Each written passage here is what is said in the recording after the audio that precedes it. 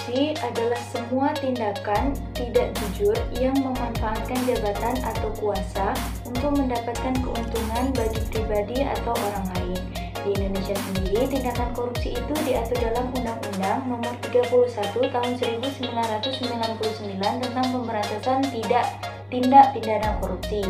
Berdasarkan undang-undang tersebut, korupsi adalah setiap orang yang secara melawan hukum melakukan perbuatan memperkaya diri sendiri, orang lain, atau suatu korporasi yang dapat merugikan keuangan negara dan perekonomian negara.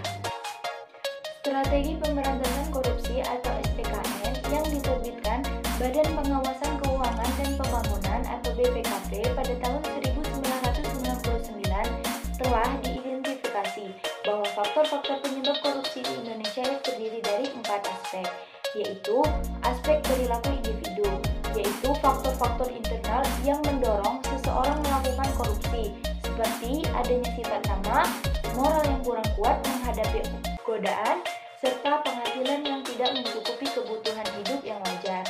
Kedua, aspek organisasi, yaitu kurang adanya keteladanan dari pimpinan, kultur organisasi yang tidak benar, serta sistem akuntabilitas yang tidak memadai.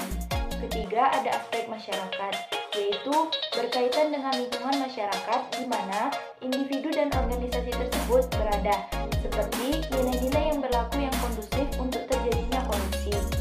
Aspek yang terakhir yaitu aspek peraturan perundang-undangan, yaitu terbitnya peraturan perundang-undangan yang bersifat monopolitik, yang hanya menguntungkan kerabat atau koloni penguasa negara, kualitas peraturan perundang-undangan yang kurang memadai, judicial review yang kurang efektif, dan penjatuhan sanksi yang terlalu ringan. Upaya pencegahan korupsi bukan suatu hal yang mudah. Komitmen tersebut harus diaktualisasikan dalam bentuk strategi yang komprehensif untuk meminimalkan keempat aspek penyebab korupsi. Strategi tersebut mencakup aspek preventif, detektif, dan represif yang dilaksanakan secara intensif dan terus-menerus. BPKP telah menyusun strategi preventif, detektif, dan represif yang perlu dilakukan, yaitu sebagai berikut. Pertama, ada strategi preventif. Strategi preventif diarahkan untuk mencegah terjadinya korupsi dengan cara menghilangkan atau meminimalkan faktor-faktor penyebab terjadinya korupsi. Strategi preventif dapat dilakukan dengan memperkuat Dewan Perwakilan Rakyat, memperkuat Mahkamah Agung dan jajaran peradilan di bawahnya, serta membangun kode etik di sektor publik. Yang kedua, ada strategi detektif. Strategi detektif diarahkan untuk mengidentifikasi terjadinya perbuatan korupsi. Strategi detektif dapat dilakukan dengan pertama, perbaikan sistem dan tindak lanjut atas pengaduan dari masyarakat. Yang kedua, yaitu memperlakukan kewajiban pelaporan transaksi keuangan tertentu, serta pelaporan kekayaan pribadi pemegang jabatan dan fungsi publik. Ketiga, ada strategi represif. Strategi represif diarahkan untuk menangani atau memproses perbuatan korupsi sesuai dengan peraturan perundang-undangan yang berlaku. Strategi represif dapat dilakukan dengan pertama, yaitu pembentukan badan atau komisi anti korupsi. Yang kedua, yaitu penyidikan, penuntutan, peradilan, dan penghukuman koruptor besar. Yang ketiga, ada penentuan jenis-jenis atau kelompok-kelompok korupsi yang diprioritaskan. Dan yang terakhir, ada pemberlakuan konsep pembuktian terbalik.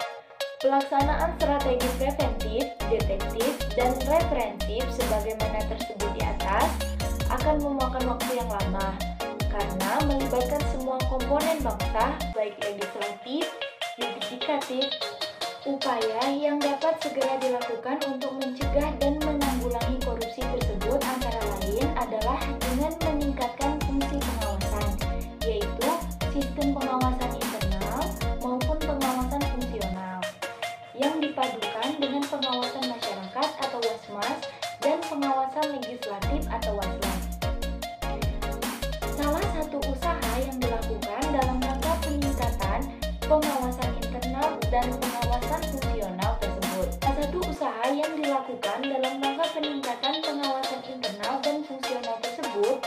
Badan Pengawasan Keuangan dan Pembangunan atau BPKP yang ditugaskan untuk menyusun petunjuk teknis operasional pemberantasan KKN.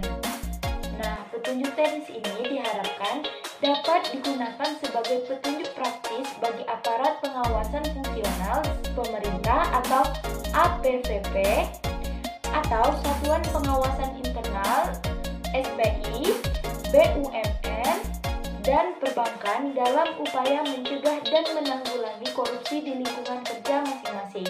Upaya-upaya pencegahan dan penanggulangan korupsi dalam buku ini mencakup seluruh instansi pemerintah pusat atau daerah yang terkait dalam pengelolaan anggaran negara atau daerah. Hanya itu video yang dapat saya tampilkan, lebih dan kurang saya mohon maaf.